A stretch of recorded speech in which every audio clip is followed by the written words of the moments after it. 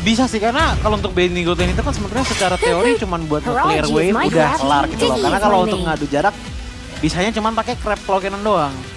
Atau kalau enggak ya sesekali ram itu langsung pulang gitu loh. Gak bisa bener-bener on point banget. Cuman kalau untuk sekarang yang menurutku Bosky tetap sih sepertinya harus butuh ke arah marksman gitu loh. Apalagi dengan ada Terizla kayak gini ya. Marksman DHS sih enak banget sih. Saya juga pikiran Kari. Kari ya? Cuman agak susah kalau ngelawan Martis sama Paramis. Ya, atau butuh yang punya area besar juga dari segi damage-nya kan. Beatrix sebenarnya udah nggak ada kan, udah diaman kan juga sama Geek Fam Junior. Hanabi nggak bisa, susah. Clean. Clean bisa tapi escape mechanism-nya kayaknya bakalan jadi hal yang merepotkan sih. Oh, Tapi one bisa bisa jadi miskalkulasi karena ada Cloud Altar sih. Oh iya, iya, benar-benar. Oke, tapi ternyata ada Grok. Dan juga jawabannya untuk berada di area gold adalah Kari. Iya. Apalagi ya. Susah soalnya, tapi ya balik lagi, itu bakalan jadi high risk high reward juga sih. Powernya bakalan cukup untuk bisa numbangin ke arah Martis, ke arah Terizla, dan bahkan bisa menghilangkan Cloud Altar dengan cukup cepat. Tapi minusnya ya itu, dia bakalan berada di sangat-sangat di depan sana. Tapi ya, seenggaknya Bosky udah mulai menutupi kekurangan tersebut dengan menghadirkan Grok dan juga Hilda sebagai frontlinernya, yang membuat otomatis kabitanya kan dia taruh di arah mid lane. Kalau kita bandingkan dengan Faramis, Joji akan katakan damage power untuk clear. Wow. Saber Roam dari Vian Geek Fam Junior. Ini legacy dari Geek Fam-nya juga. Iya. Baloyski. Saber Roam ternyata di bawah. Tapi ini bakalan enak banget sih. Sumpah. Ada Link, ada Kari, ada Kadita yang bakalan jadi target paling lunak untuk ditumbangkan oleh teman-teman dari Geek Fam Junior. Dan bahkan kalau sampai Romnya pakai Dire Hit, dan sepertinya akan Dire Hit, ini bakal bahaya banget. Oke, tapi ini masih menjadi match point untuk kedua belah tim. Masih semangat dari para supporternya juga ya, akan menjadi penentuan siapakah yang akan bisa mengumpulkan poin nantinya. Karena keadaannya satu sama. Bisa jadi 2-1 untuk Geek Fam Junior, 2-1 untuk Bosky. Dengan adanya metode pick off yang dibawakan oleh Vian dengan sabernya. Ini akan menjadi sebuah ancaman yang besar harusnya untuk teman-teman dari Bosky. Oke, so ini dia untuk game penutup kita di hari ini.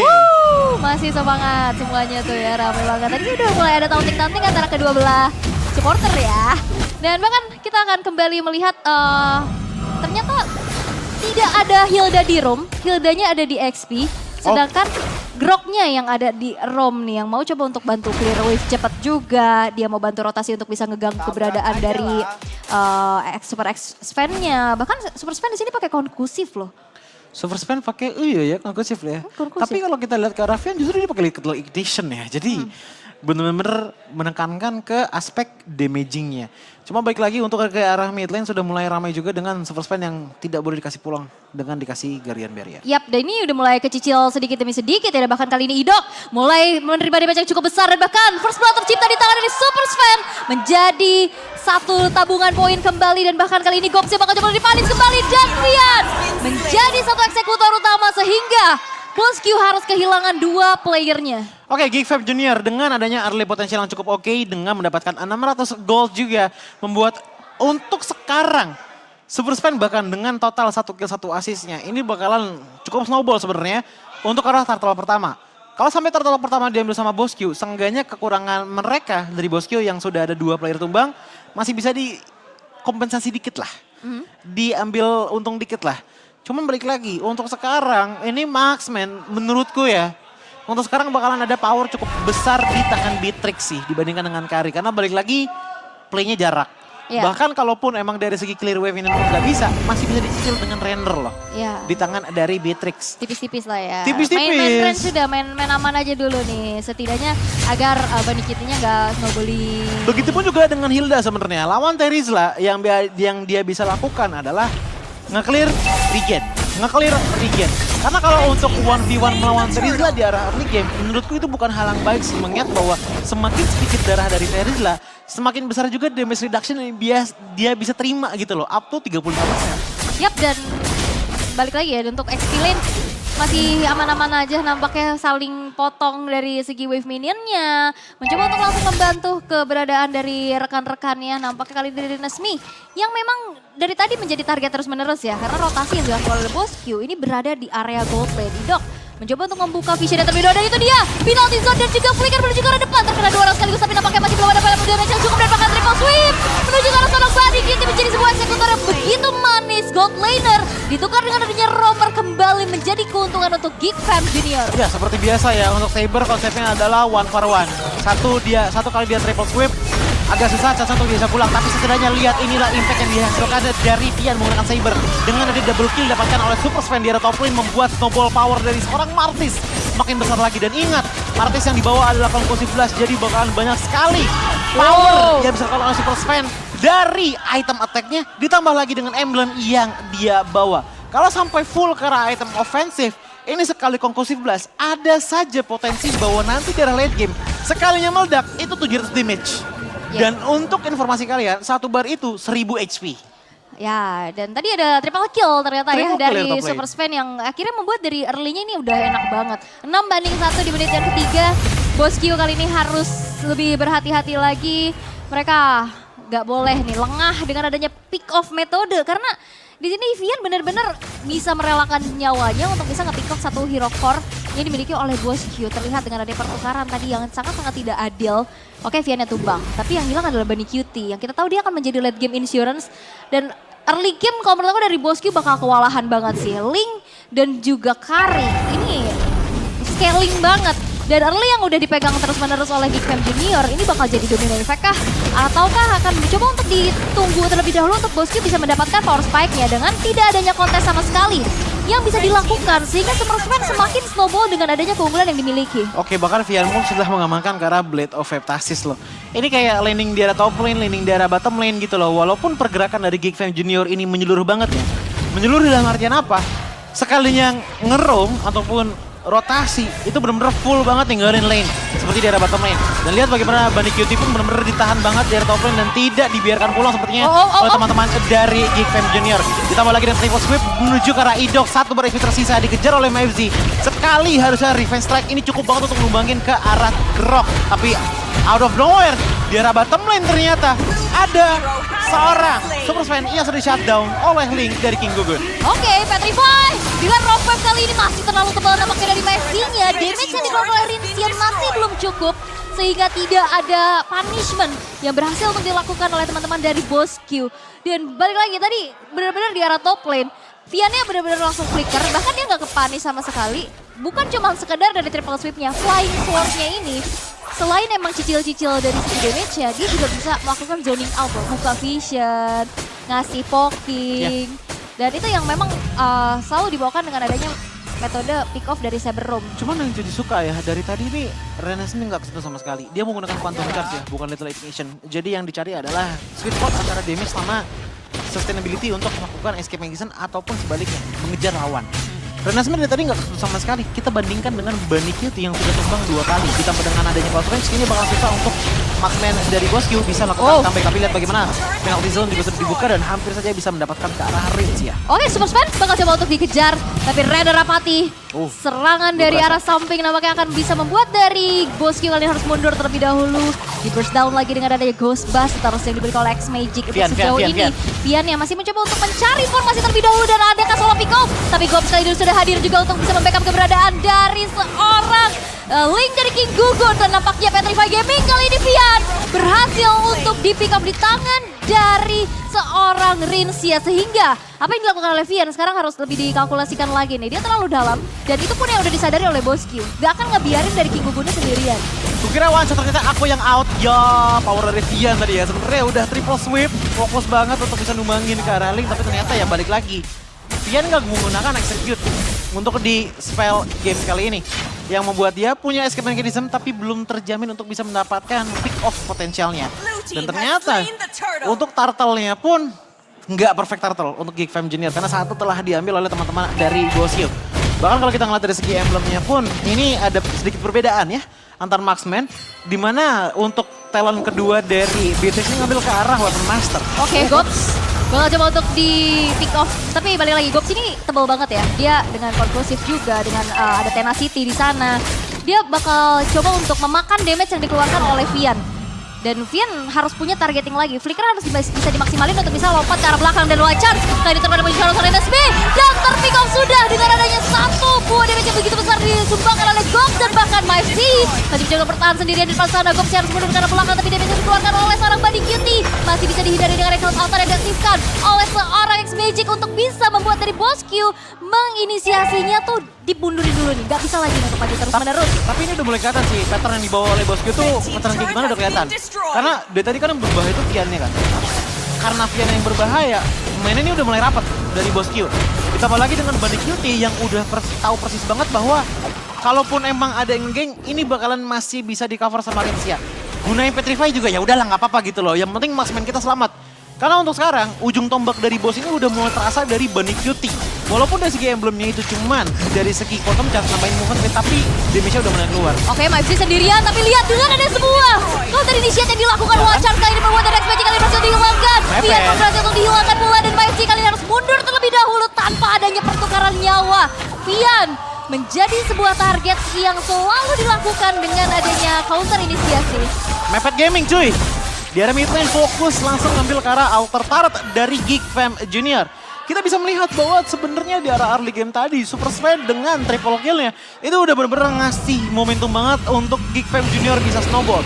Tapi semuanya sudah mulai berubah di saat Gops pun juga sudah mulai berinisiasi untuk membuka rerumputan agar menghindari Vian yang bisa langsung single pick off ke arah teman-teman dari Boss. Kalaupun emang ada Vian yang bisa berhasil melakukan triple swipe-nya, sejauh ini masih belum bisa one hit combo sih karena play-play rentan dari Boss Q. Oke, Wachar selain dapat terbuka juga diinisiasi lagi dengan adanya satu buah Rough Wave dieksekusi dengan begitu baik dari arm hunting yang dimiliki oleh Gops. Jadi eksekutor pula. Buat kali ini dari Geek Fam Junior harus merelakan Lord yang sudah dieksekusi di tangan dari King Gugun. Oke, dengan adanya Maves yang sudah tumbang, otomatis frontliner pun juga udah mulai tipis banget karena tersisa tinggal Super Sven saja sebagai badan terbesar di arah depan. Ngomongin masalah badan terbesar, item dari badan terbesar tersebut hanyalah Antiquira saja nih. Diikuti dengan ada Magic Rope dan that's it. Gak ada item defense apa lagi. Kenapa? Makanya Gopsnya sakit pakai dia punya Fury Hammer ya. Iya, kalau kita ngeliat ke arah Gopsnya pun sakit. Dia punya Fury damage Hammer ditambah lagi sama pasif dari Hilda yang bisa ngasihin damage maksimal di saat lawannya itu udah bener-bener tipis banget darahnya. Membuat Vian pun yang sekarang dari segi itemnya itu baru ada Blade of Heptasis dan juga Malefic Roar. Ini menjadi squishy sekali di saat bertemu dengan Gops, dan Gops pun dalam tanda kutip ya masih bisa survive karena dia benar-benar nge-stuck banget ke arah physical defense-nya dengan memberikan Blade Armor kepada badannya 90 physical defense ditambah lagi dengan 70 physical defense dari Demis. Ini liar semua ya dari Boss Q. Ada Iya. Wachar, ada Power of Whiteness. Iya. Udah semuanya liar banget. Buat kali ini dari Lordnya yang masih coba untuk ditahan di arah bawah nih. Bahkan nggak dibiarin dulu nih, nggak di manage terlebih dahulu dari lane bawahnya. Mereka coba untuk berfokus untuk bisa menghancurkan inat-inat turretnya terlebih dahulu. Dan 3 base turret yang tersisa dari Geek Fam Junior. Mereka harus defense, mereka harus bisa menahan terlebih dahulu. King Gugun sudah mulai masuk, men-trigger adanya satu buah Athena ya yang dimiliki oleh MyFC. Iya, dan ini bakalan jadi Lord yang kayaknya masih bisa ditahan, tapi cukup berbahaya kalau misalkan sampai offside sih pertahanannya dari Geek Fam Junior. Karena balik lagi, mereka cuma punya Maeve sebagai frontlinernya. Maeve tumbang itu udah bakal tempuk banget untuk numbangin karena teman-teman dari Geek Fam Junior. Karena yang bikin sebel dari Terizla adalah di saat ada penalty zone dan juga revenge strike yang dilakukan, itu bakal ngasih slow yang bakalan bikin Boss Q ini bener rentan banget untuk dikenain hit oleh teman-teman dari Geek Fam Junior. Bahkan kalau kita ngeliat ke arah Idok ya, sebenarnya gameplay dia pun juga tergantung dari King Gugun sih. Karena kalau misalkan awal dari tadi perhatiin, kalau nggak ada King Gugun, Wild Charge tuh jarang banget dikeluarin. Ya paling buat inisiasi balik ya. Iya.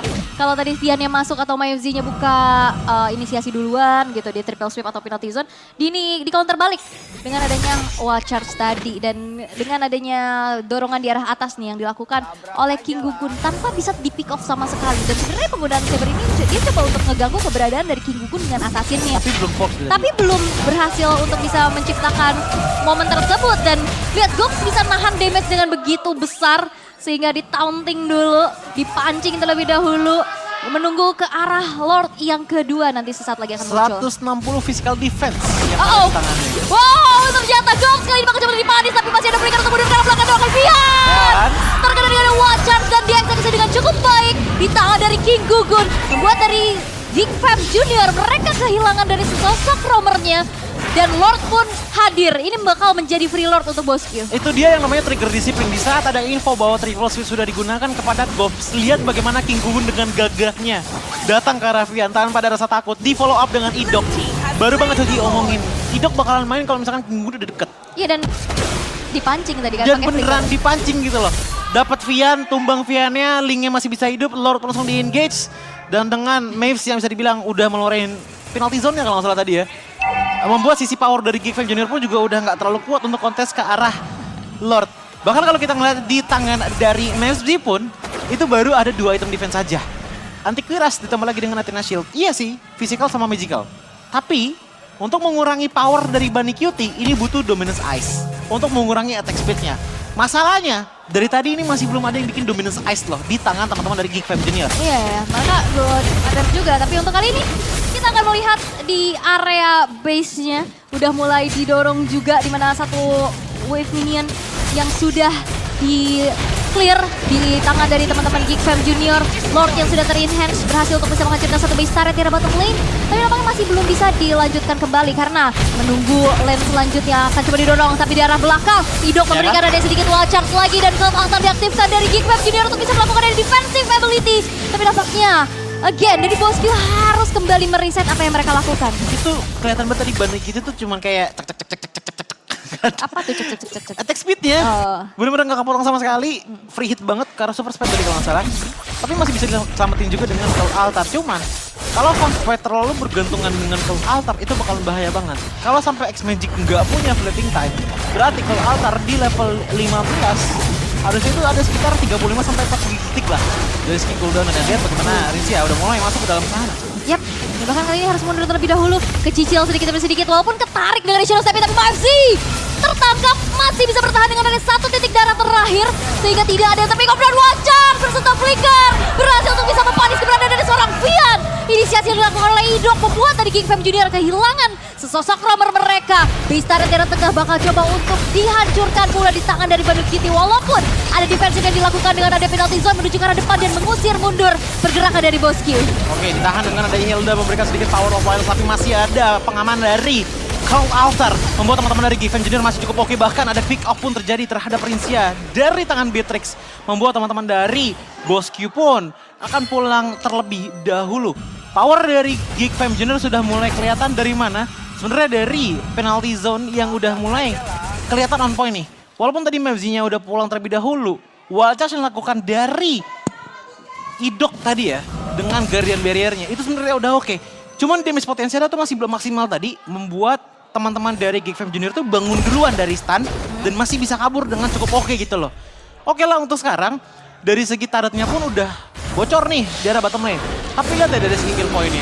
Udah mulai sama-sama di angka 9 dan bahkan di arah mid lane sana. Satu player pun ditarik begitu saja, di mana Ghost dengan satu baris tersisa masih bisa kabur dan langsung di follow up lagi dengan ada tempo sampai diikuti dengan ada wild charge.